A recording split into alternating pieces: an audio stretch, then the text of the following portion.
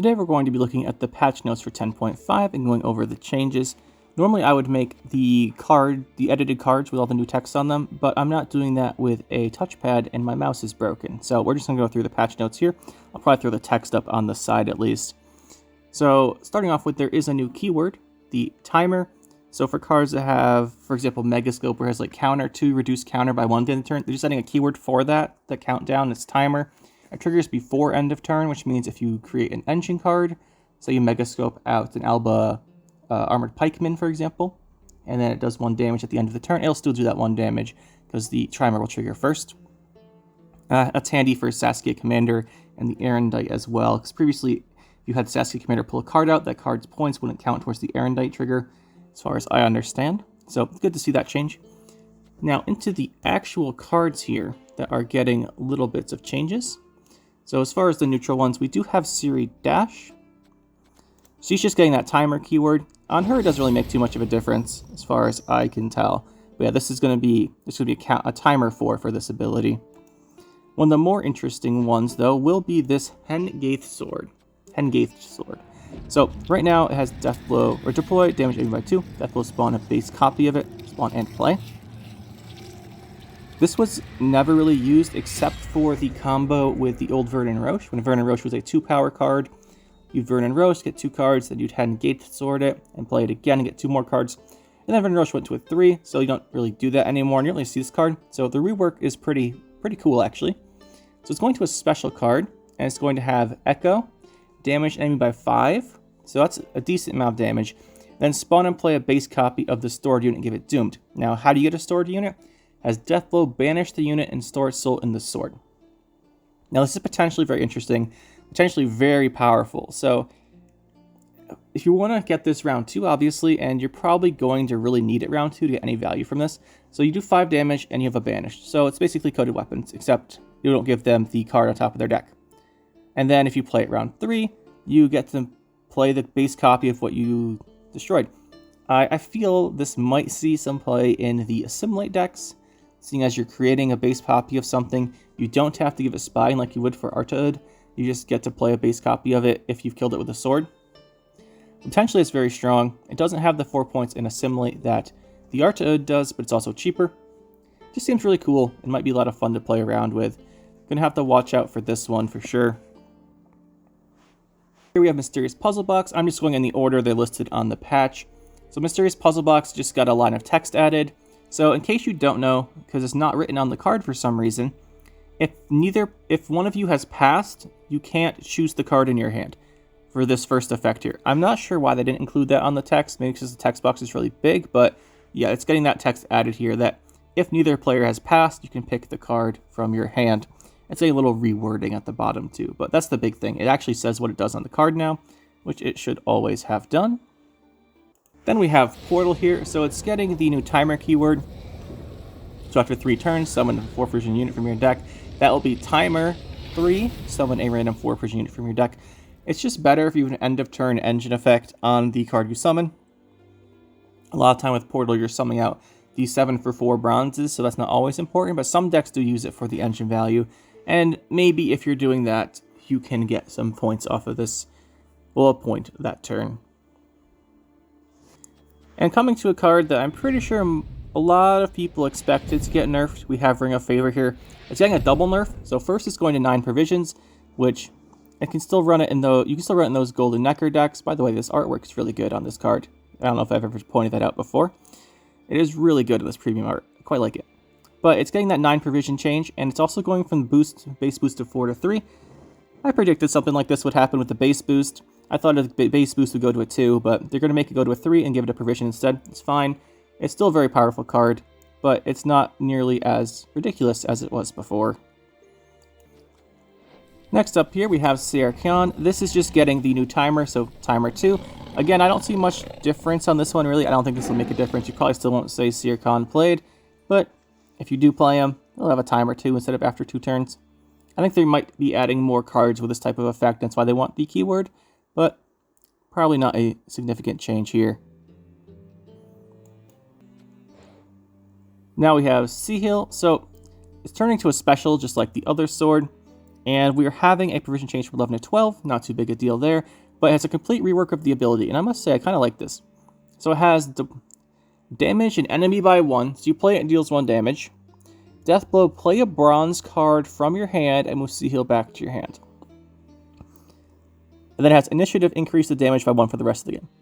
So, obviously you have to Death Blow with Sea Heal. Kind of do already here. So the idea is here, you play Sea Heal from your hand, it does 1 damage that kills something. You put the Sea Heal back to your hand and play a bronze card from your hand and move Sea Heal back to your hand. So essentially you're playing a bronze card with an extra 1 damage the turn you play Sea Heal. And then it has initiative for the rest of the game and deal 1 more damage. So that might be hard to set up. If a token deck like Arachnosaur is popular, maybe you could do it there, but you're going to have that initiative going, and that's going to be kind of hard. Right? So, I don't know if it'll get played. The change is interesting. We might experiment with it, but I don't expect it will be too crazy. We'll have to see, though. It does seem interesting, at least. Very simple one here is Stregobor. Stregobor is getting the timer keyword, so timer 2 after 2 turns. So timer 2, each player draws a unit and sets its power to 1. Trying to think of a case where this would matter. It means you do draw it before your Sunset Wanderers moves in a mill deck with Stregobor. So that might get you an extra turn to your Sunset Wanderer or something like that. But I'm not seeing too many changes coming from this. So Summoning Circle is a card that got a rework a long time ago. It used to be very different from this and play bronze cards from your deck after so many turns, and it was very, very strong. Then it got reworked into this, which you don't ever see played, but it's getting changed again. So it's turning into an artifact with 8 provisions, kind of like it originally was. It's going to have resilience. Deploy, choose a unit from your deck, and set the counter to its provision cost. Before the end of your turn, remove a counter from self for each adjacent unit. And when it reaches 0, summon the chosen unit from your deck and destroy this. So, I think this is really cool. So the basic idea of how this works is you play this, you pick a unit in your deck, then for each unit next to the Summoning Circle, it ticks down the Summoning Circle like they're kind of invoking an incantation or something to summon out a card. So after you do that, you get the card. You can do a couple things here. And this is very interesting. This opens up so many possibilities, and I think we're going to have some fun with this one. But you could do a very high provision card, knowing that you can summon out of your deck in a later round. So if you do this round 1, for example, it has resilience. So say you choose, this is just an example, say you choose Old Spear Tip, right? Not that you do this with Old Spear Tip asleep, but we're just using it for an example. Say you choose Old Spear Tip, and then you don't trigger it round 1, right? This ticks down, so you just put 1 unit next to it for most of the round. It ticks down like 7 times. Or you put 2 units next to it, and then you pass before it summons out. It has a lot of potential, because you can choose to summon something not very expensive. So you can use it as a tutor for, say, Caltullus, for example, if you want to out round 1. You can put 2 units next to it. Like you play this, you put 2 units next to it, maybe you spawn one, and you play a Dragolarva. It's not a great example, but you just play something that spawns something, you have 2 units next to this. You get Caltullus out of your deck round 1, and then you have it out. You could also just have it, make sure you pulls out a unit round 2.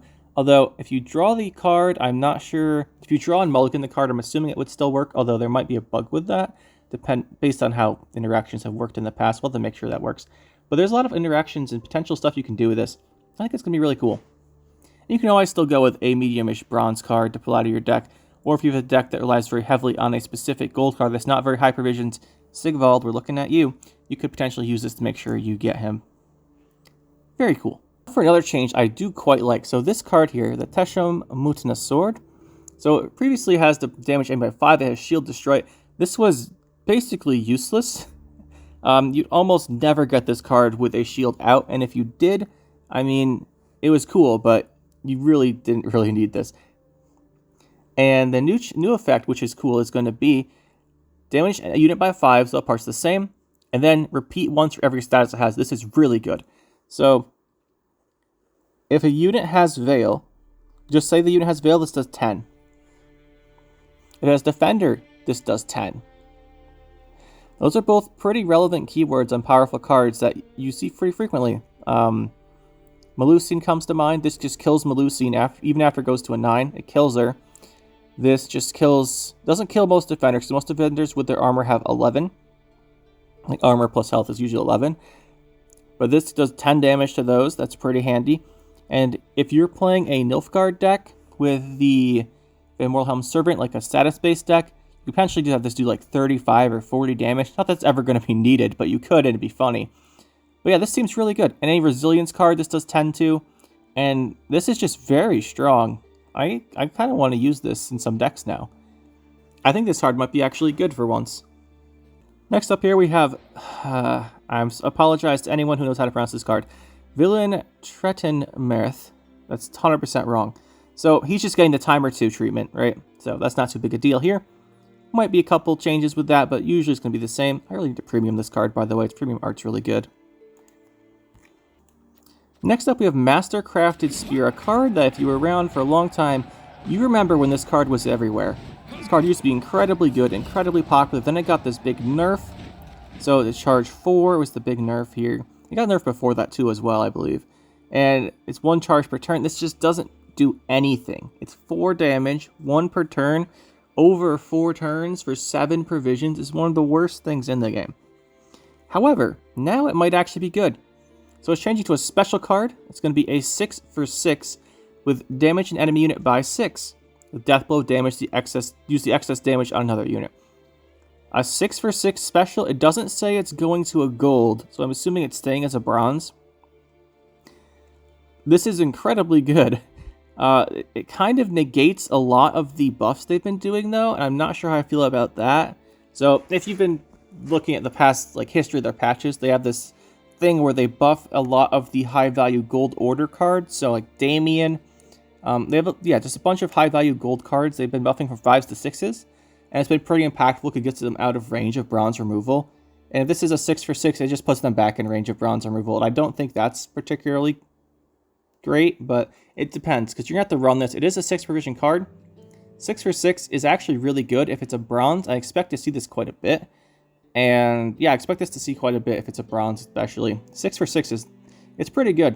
You see Giga Scorpion Decoction, you see Parasite, although not in all monsters decks to point out for Parasite.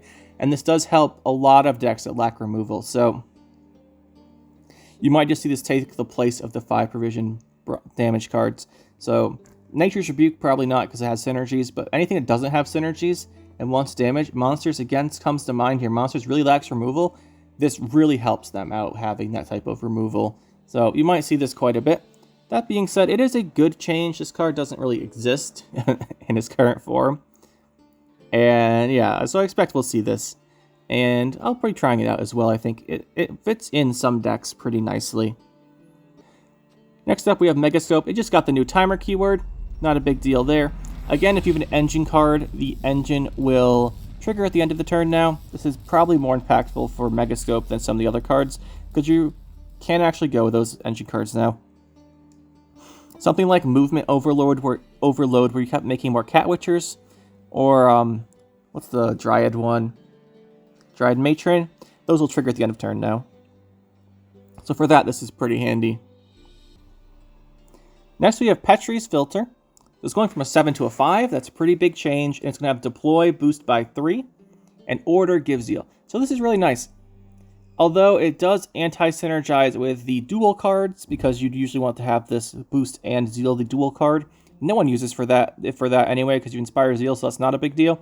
So having the Order and the Deploy, the boost and the Zeal separated is actually pretty good.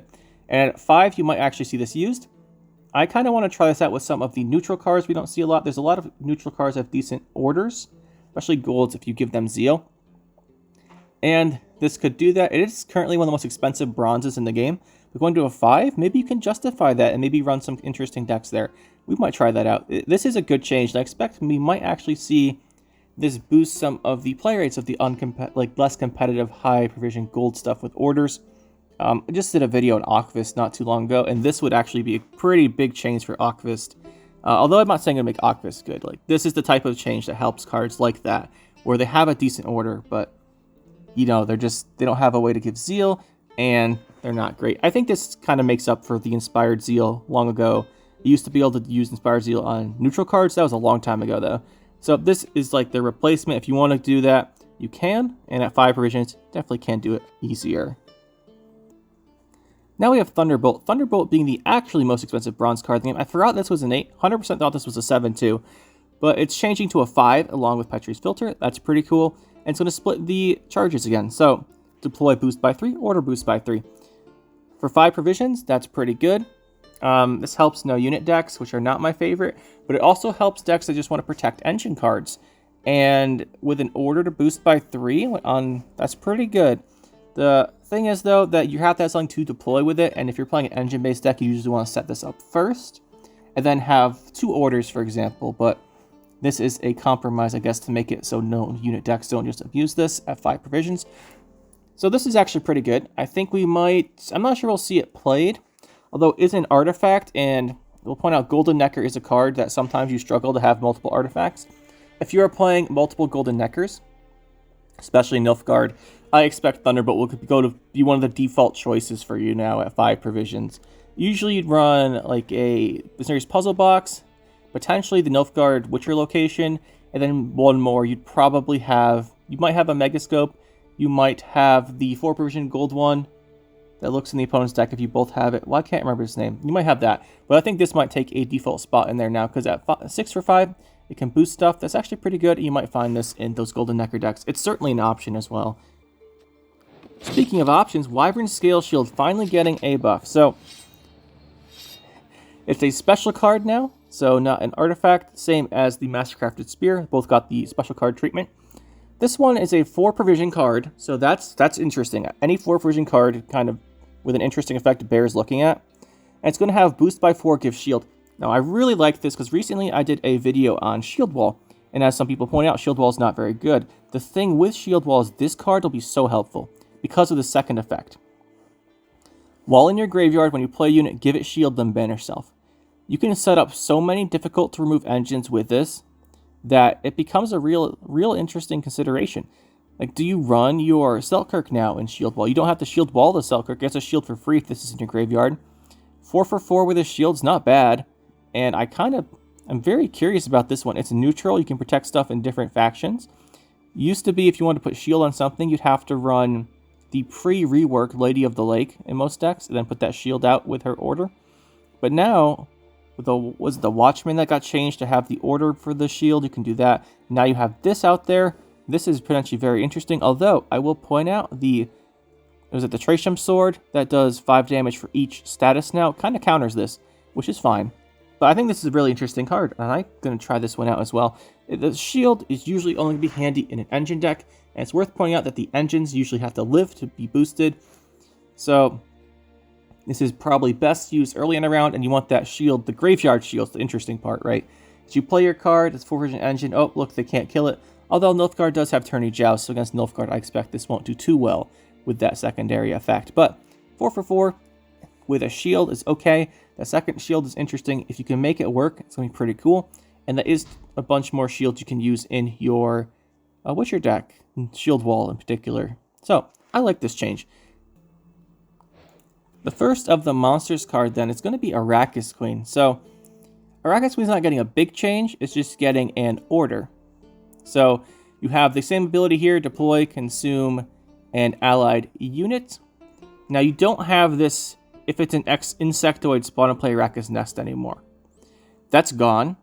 No one ever really used that. Now it is a separate order. So order, spawn and play the Arrakis Nest.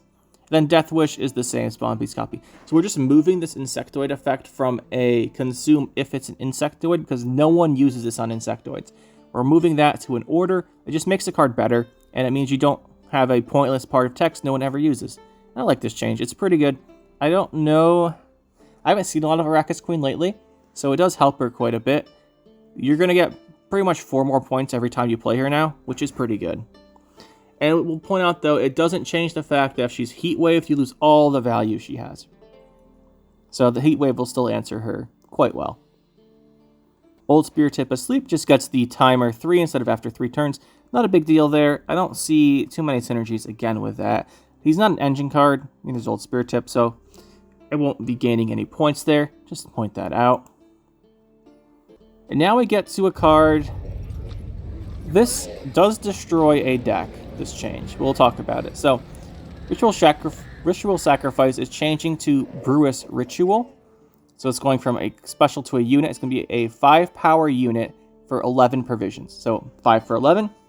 With the ability Death Wish, summon 2 random bronze Death Wishes from your deck. It is 2 thinning if you get that Death Wish off.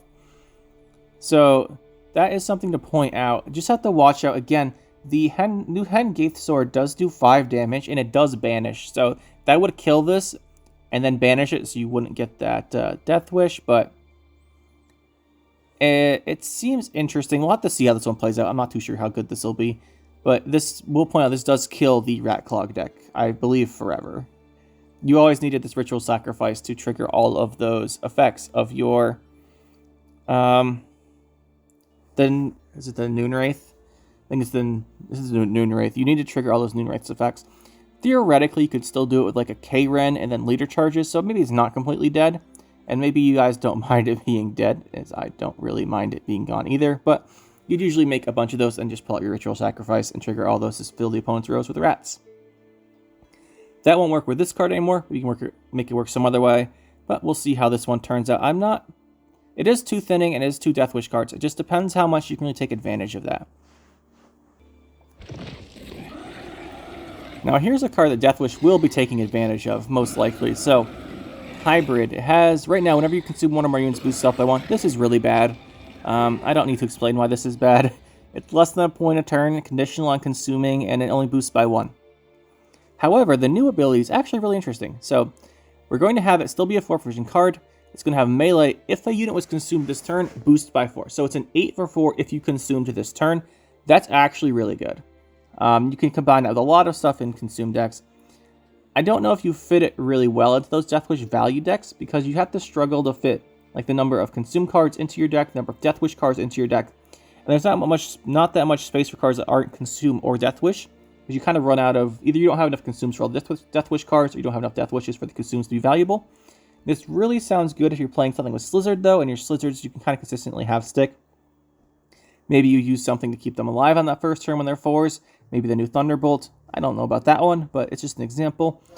But if you can keep your guys alive, and if you have something with Order Consume, Barghest does as well, so does the Desert Banshee. You can use those, and this will be an 8 for 4 if melee. That's really good, obviously, but I think it's an interesting card. I'm just not sure there's enough room in Death Wish decks for it to be fit in, but it's certainly an option, which is far more than it was before.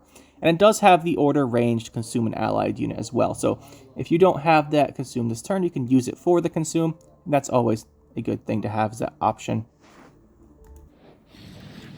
Joining our hybrid at 4 provisions is going to be Vran Warrior. He's just going to 4 provisions.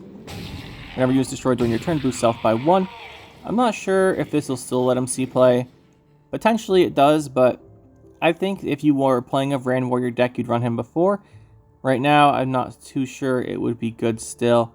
We'll have to see. It's definitely a better card, but I'm not sure if we're going to see it very often anyway. But there are always combos with Vran Warrior, so you never know. It always has potential. It might be easier to use that potential now. It won't be as bad if it doesn't go off. Moving into Nilfgaard, Masquerade Ball. Been a while since we saw this card get buffed, as in I don't think we have ever seen it get buffed. Only nerfed. And it's going back to 14 provisions. That's just a nice change for the Masquerade Ball decks. It's no longer the most expensive card in the game. Now it's just tied for that slot. And it's arguable that's no longer the best scenario, depending on what you're thinking. But it's definitely a very strong card still. But at 14, you get an extra provision in your deck, which the deck could use. Speaking of extra provisions, Amnesty is going to go to a 5. So Amnesty is a very interesting card. It counters some things very well. So Madoka counters very well. Flying Redaniant counters very well. That Seize effect is really good if you can get it to work. The thing is, most of the time with Amnesty, you're not seizing a specific tech card. You're just going to seize whatever is a 3. And then if you have Devotion, you get the Conspiracy effect. So it's going to be an 8 for 5 with a 3-point seize. That's going to be good. I think we'll see this more often. And in stuff like Enslave, it was kind of hard. Like, you could run Amnesty, but at 5, it's much more of a consideration than 6, even in non-Enslaved decks. So I think we will see this a bit more often. You got to be watching out with your 3-point cards. and make sure that they don't get stolen. That's it for Nilfgaard. Northern Realms, another card. So, Amphibious Assault. Getting another nerf. Hardly a surprise, I must say. Amphibious Assault is so strong, and you see it in, I can't honestly think of a Nilfgaard deck that doesn't run Amphibious Assault. And John Natalius. That I've seen, like, the past 2 weeks. Can't think of one. So yeah, it's just going to 14. It's probably deserved. There's not much more to say about that one. Next up, we have Queen Maeve. Just getting the new timer keyword. Another card getting the timer keyword. Again, I'm not sure how much this one particularly changes, but it is nice to have the timer on this. This potentially has a little bit of anti-synergy with the boost the unit on the right at the end of turn effects. So, say you had Queen Maeve and you had a Temerian Drummer next to her. The Drummer would boost her by 1 at the end of the turn. If she lost her Inspired, if you get the Inspired back that way. It's not going to matter, really. It's probably not going to be a big deal. Just worth pointing out. But yeah, she does now have the timer. Makes sense. Now we have everyone's favorite card, Traveling Priestess. Part of one of the most boring decks in the game. However, that deck is usually pretty decent and actually probably good. So it's just annoying this card is in it and it is so strong. So there's a change here, and the change is pretty minor on paper, but it might have some consequence. It may actually take a little more setup. So everything's the same except it loses Zeal unless it's inspired. So it doesn't have Zeal anymore.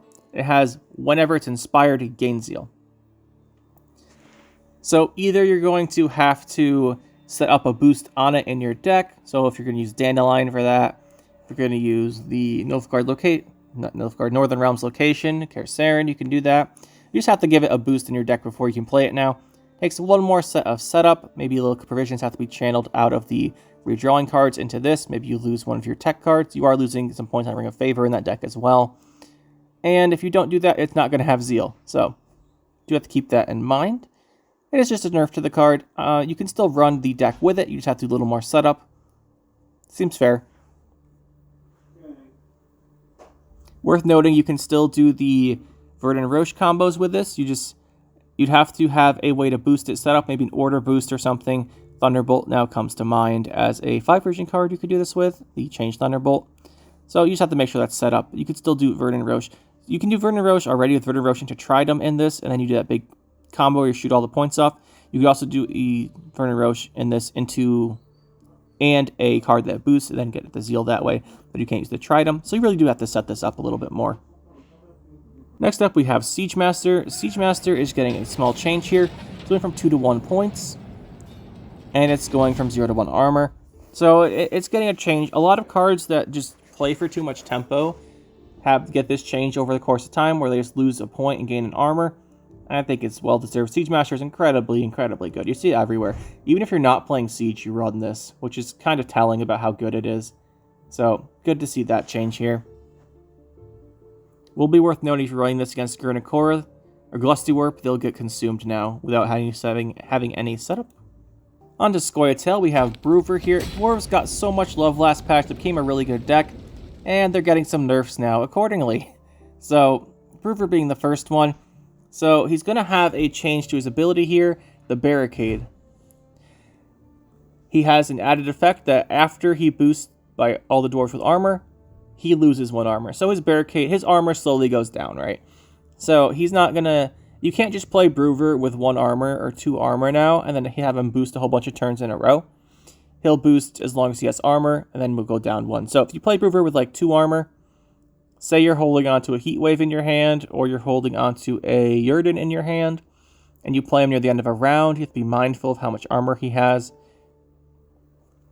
So you have to be mindful of that. And if you play him early, like you try and go all in for a 2-0, you play him with a bunch of armor, and the opponent has several more cards than you, you might run up the armor as well there. So just keep in mind his Barricade will be going down now. And you can still boost him up with more armor, but it will go down over time, and the opponent can hit that armor. It'll just be harder for Broover to always have his ability ready. As turns go on, as turns go on, it'll be harder. Probably warranted.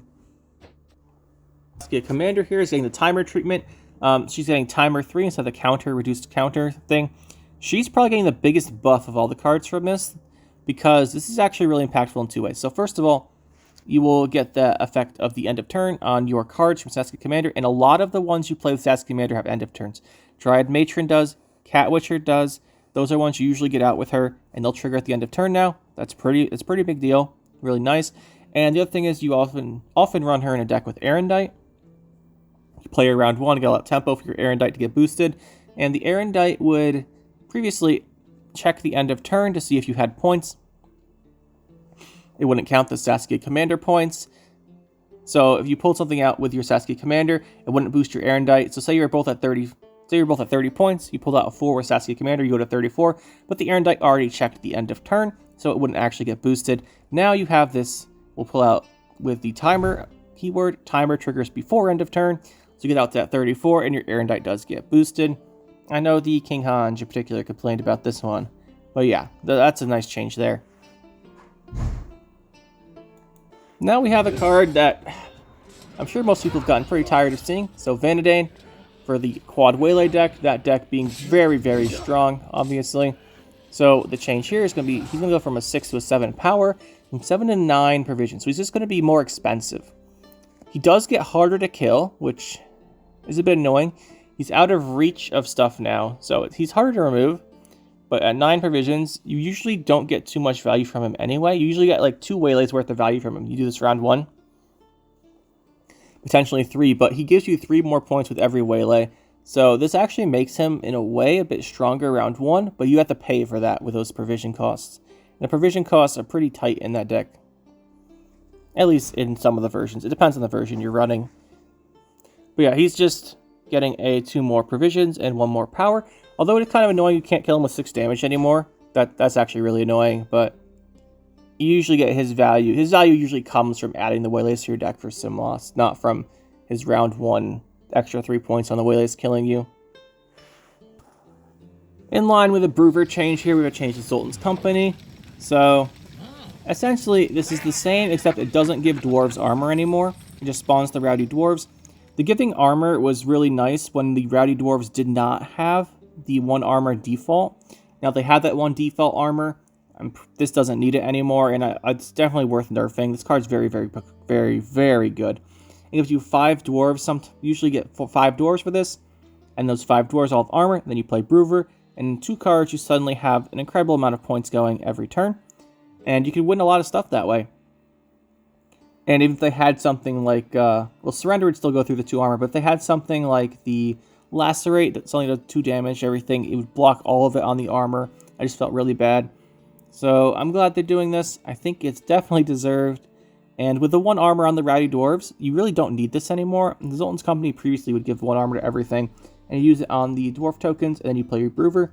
Now you don't have to. They already have the 1 armor. Although you have to be mindful, this doesn't combo with the Barclay anymore. You usually play this when your Dwarves lost their armor. Put the armor back on, play your Barclay. If you didn't have it with Brewer and you needed to play it, you can't use it to re-armor Brewer now, because Brewer does lose that armor every turn. So, pretty decent change. And Dwarves getting a little bit of a nerf here, and a little bit of nerf with Brewer, but they'll probably still be good. Crushing Trap, we're just going to mention as getting that Timer 2 keyword change. Not too big of a deal, I don't think, for this one. I don't really know any synergies that work too well with that, but just going to point out that does have that timer now. On Crate Longship, just getting a bit of a text change here. And another thing that I like it when they add these changes that clarify stuff that's not written on the card that should be. So, On Crate Longship is going to have the tooltip adjusted to say that it's only units played by the opponent to their board that receive damage. Obviously, if your opponent plays a spying unit to your board, it doesn't take a damage, but the ability of On Crate Longship doesn't say that, so I'm glad they're adding that. Hopefully reduces some confusion for some people. That is the only Skellege change. Now we have another card I'm probably pronouncing wrong. Ludovicus Brunenbaum. So he's just getting the timer as well, getting those 9 coins at the after timer 5. Probably not too big a deal. Usually you only see him with the deploy triggered anyway. With the tribute, I mean, not the deploy. He has a tribute. Usually only see him with a tribute, but you can have that timer now instead. Not going to make too much of a difference there. Last change here for Syndicate and last change of the patch is the Internal Fire Inquisitor. Again, just getting that timer too. Not sure it makes as big a difference here as anywhere else either, but it's going to have it for consistency. And that's the patch, guys. So what do you think? Any cards you wanted to see changed that didn't? Any cards you think that should deserve to be changed more? I think there's some very interesting stuff in the neutral cards. The sword changes in particular, I'm quite excited to try out, and we'll kind of see how that goes. Again, sorry I didn't make the cards with the updated text on them this time. Just my mouse broke. You can't use left click. You can still right click on stuff in the deck editor, which is pretty convenient here. But yeah, I can't left click, so I'm not adding a bunch of image files without being able to left click. So sorry about that. Hopefully it doesn't bother you too much, and hopefully there's some insight here. Let me know what you guys think. I actually do really like reading your comments about changes and what your opinions are. Hopefully we see some new experimentation with these cards, and I'm quite excited as well, especially with the new sword reworks.